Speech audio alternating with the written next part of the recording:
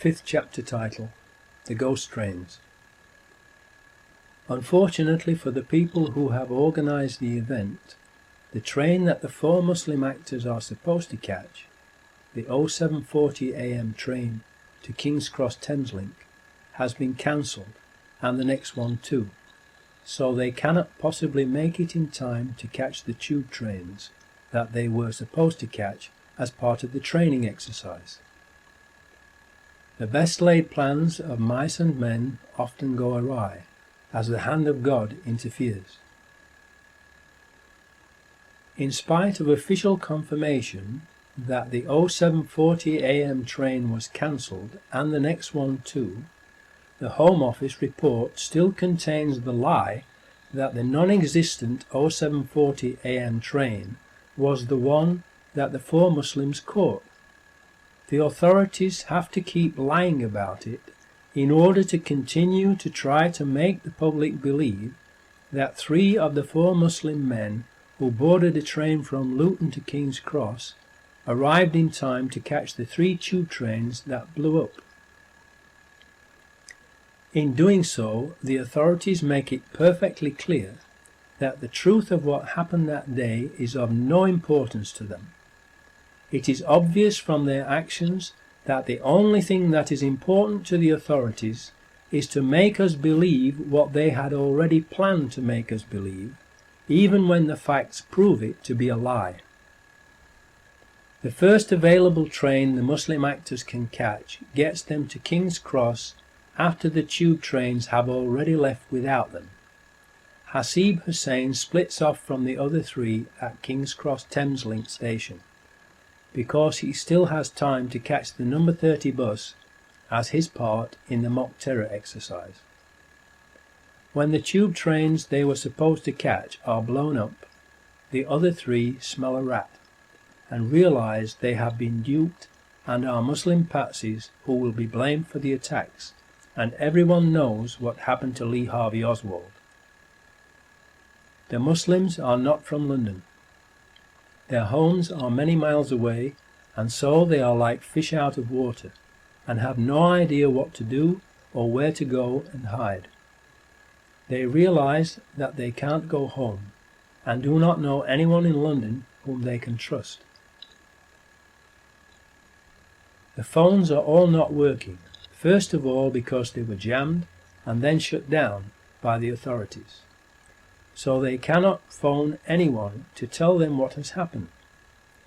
What can they do to prevent themselves from being wrongly blamed for the explosions? What would you do in that situation?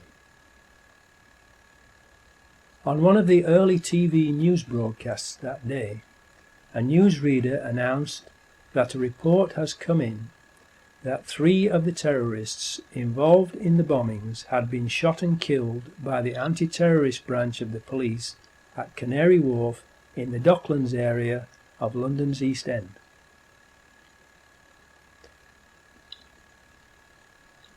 The announcement was made only once and never repeated for obvious reasons. How could suicide bombers possibly have survived the tube train bombings and then been in the Docklands to be shot? In a New Zealand Herald newspaper article, it says that 2 people were shot dead outside the HSBC building, and in Canada's Globe and Mail newspaper, only 1. There is another newspaper report that the police shot a suicide bomber outside the Credit Suisse First Boston Bank, which is approximately 1,400 feet or 467 yards away from the HSBC building, measured door to door. The 2 buildings are very different in both shape and size, and 467 yards apart, and thus they are not easily confused with each other. Police were yesterday probing reports a man had been neutralised outside Canary Wharf. It is believed the man was shot dead by police marksmen outside the Credit Suisse First Boston Bank, South London Press. That means that the police shot and killed at least 3 suicide bombers in Canary Wharf on 7/7/2005. How could suicide bombers, who were supposed to have blown themselves up on the 3 tube trains, have survived and been shot dead at Canary Wharf?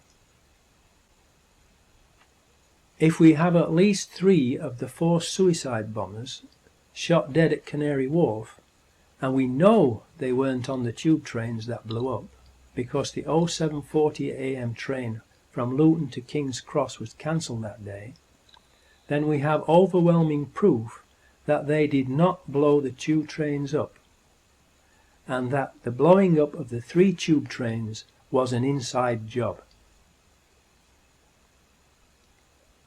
At the Canary Wharf Docklands site, there are media companies for the Muslim patsies to have told their story to and cleared their names if they could, and 2 possible escape routes: via air from the nearby London City Airport that has flights to 34 destinations in the UK and Europe, and, if they couldn't fly out, there was the possibility of getting a boat across the Channel to France.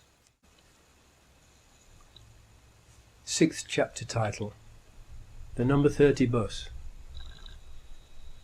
The 4th Muslim backpacker, Hasib Hussain, who has been blamed for the number 30 bus bombing, is reported to have been seen wandering around London, going into McDonald's and eating a beef burger.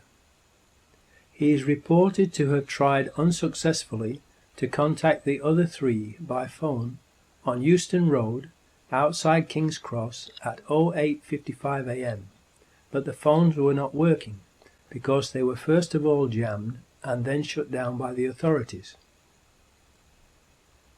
What happened to him? He was the youngest of the 4, only 18 years old, and described, by those who knew him, as a gentle giant. Therefore he was possibly the least worldly wise, and he was also on his own in a strange city and a long way from home. He might not have realized he was in danger of being framed as a patsy, believed all the chaos around that part of London was just part of the mock terrorism exercise that he was part of, and so just continued with his assigned role, which was to board a certain double-decker bus at an appointed time and sit at the back of the top deck. A double-decker upon which a large advertisement for a play had been placed on one side, reading, "Outright Terror, Bold and Brilliant." Please think about that sign on the side of the bus, and the sick minds of the people who planned the attacks.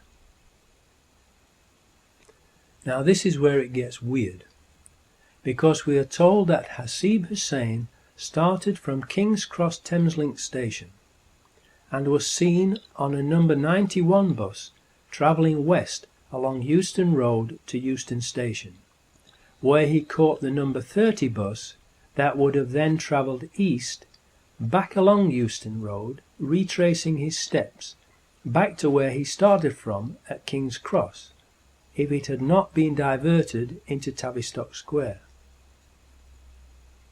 Why would someone carrying a large, heavy backpack do that, unless he was following a script, written by someone who knew in advance that that particular number 30 bus, registration LX03BUF, would be diverted into Tavistock Square, and that Hasib Hussain would therefore not be able to get on it at King's Cross Thameslink, which is where he had arrived at on the train from Luton.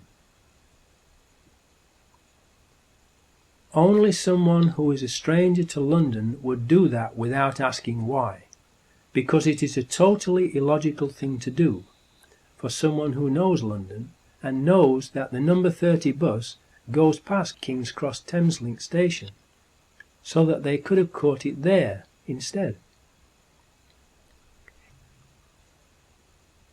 It would have been a complete waste of time, energy, money, and an unnecessary risk to take and thus a totally illogical thing for a real terrorist to do.